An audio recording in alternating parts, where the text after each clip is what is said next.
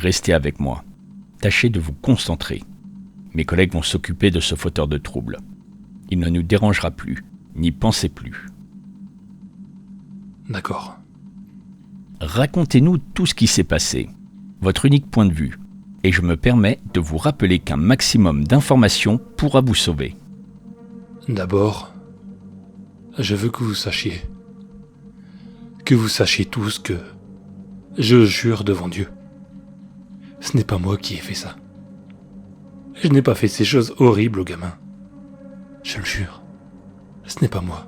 Je le jure. Les faits, Monsieur Cronley. Nous jugerons après de votre innocence. D'accord. Ça a commencé sur ce site de discussion. J'y ai rencontré la gamine. Elle avait Revolt Girl XX son pseudonyme. J'ai lancé la discussion. Elle prétendait avoir 22 ans. J'en ai 37, ça va. Ça n'a rien de choquant. Bon d'accord, je prétendais en avoir 29, mais c'est tout comme. Je pensais quand même qu'on parlait entre adultes. Je ne savais pas. Vous affirmez donc que vous ne saviez pas que Elea Horny avait 12 ans. Mais non, je savais pas. Elle était dans la catégorie des plus de 18 ans. On y parle entre majeurs. Comment je pouvais me douter que... Inutile d'hausser la voix. Vous ne ferez que faire crachoter l'enregistrement. Reprenez votre calme et poursuivez.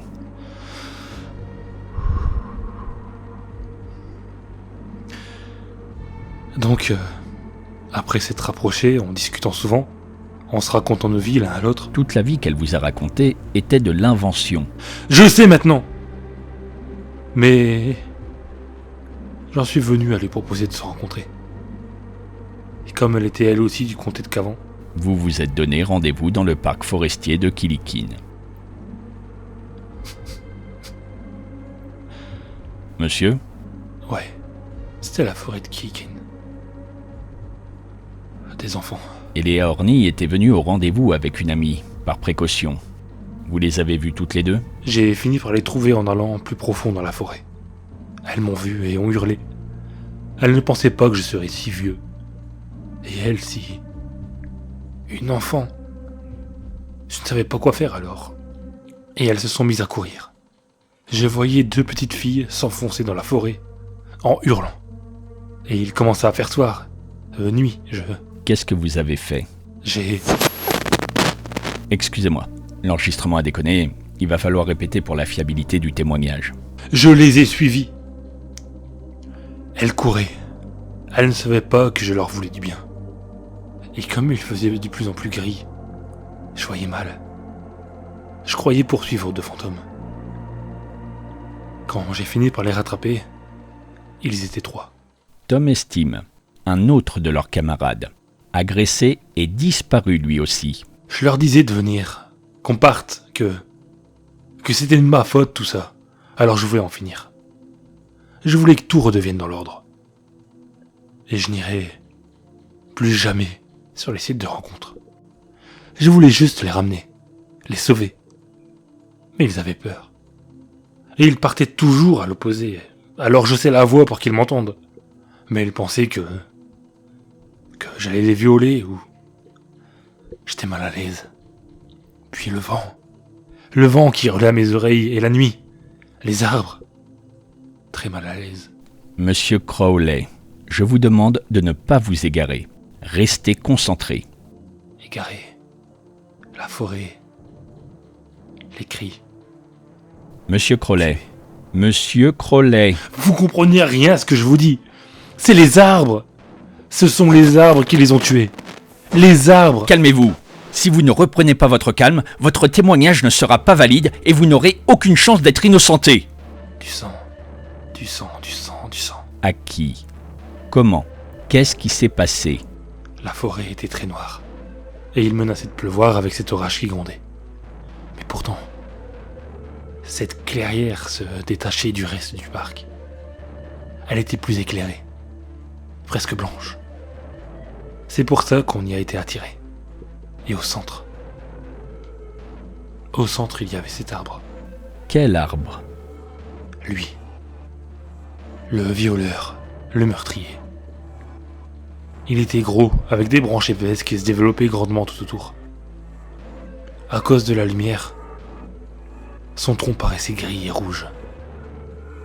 Quand les enfants ont débouché sur la clairière, ils ont voulu aller se cacher derrière Et quoi? et l'arbre les a mangés, avec une bouche. Son tronc s'est ouvert et les a mangés. Il les a arrachés du sol pour les déchiqueter. Il y avait du sang partout. Il a mordu une fille, mais elle est retombée par terre. Il ne restait plus qu'une moitié d'elle. Il y avait ses os et son sang partout. L'arbre l'a rattrapée pour la finir.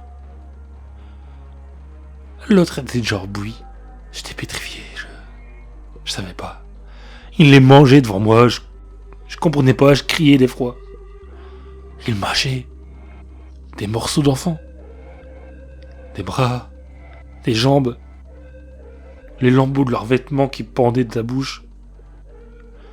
Le garçon avait son bras pris dans le tronc. L'arbre avait ouvert la bouche pour sucer son os et attirer le reste du corps. Je pouvais le sauver. Couru pour remontrer le centre de la clairière et j'ai essayé de le tirer de là. Je l'ai attrapé par le bras et par les cheveux. Il criait tellement fort et l'arbre continuait de l'aspirer. Le tronc, l'écorce craquait et l'os du bras se broyait. Tout le sang me giclait à la figure. Au bout d'un moment, je me suis rendu compte que je ne tirais plus sur rien. J'avais la main pleine de cheveux, et dans l'autre, un morceau de chemise, et ma main était toute sale, toute poisseuse. La bouche s'était refermée. J'étais tout seul. Et du sang. Du sang. Du sang partout sur l'écorce et sur l'herbe.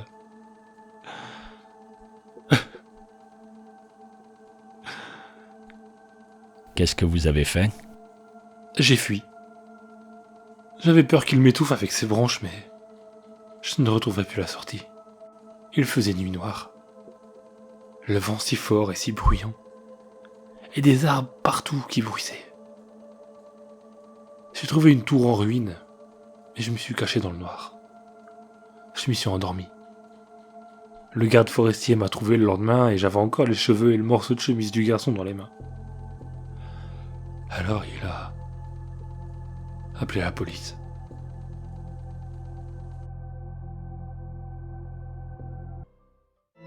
Les morses relèvent ce fameux soir où les gens s'amusent et se déguisent, les âmes finissent morcelées, scellées lorsque l'enfant se brise. Horreur, mystère, un vent glacial fait trembler jusqu'en Antarctique. Les gens d'urbaine creepypasta, c'est l'heure du récit fantastique.